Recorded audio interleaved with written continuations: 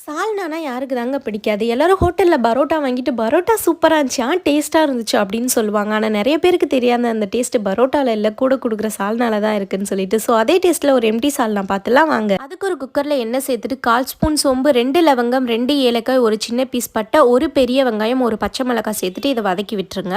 Side by ஒரு paste அரைச்சில அதுக்கு 1/4 cup தேங்காய், 1/2 ஸ்பூன் சோம்பு, 10 முந்திரி பருப்பு, 1/2 ஸ்பூன் கசகசா சேர்த்து அரைச்சி எடுத்துக்கோங்க. வெங்காயம் வதங்கிட்ட பிறகு கூடவே 1 ஸ்பூன் இஞ்சி பூண்டு சேர்த்துக்கோங்க. கூடவே 1/4 கப் புதினா, 1/4 கப் கொத்தமல்லி, ஒரு தக்காளி சேர்த்து எண்ணெயில் நல்லா வதக்கி விட்டுருங்க.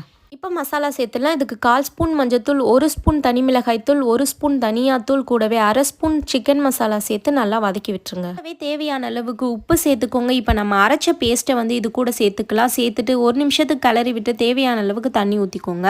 கடைசியாக உப்பெல்லாம் செக் பண்ணிவிட்டு குக்கரை மூடி போட்டு 3 விசில் விட்டு எடுத்தீங்கன்னா எம்டி சால்னா ரெடி. கண்டிப்பாக நீங்களும் ட்ரை பண்ணி பாருங்கள். இதோட நாளைக்கு பார்க்கலாம். டாட்டா பாய்.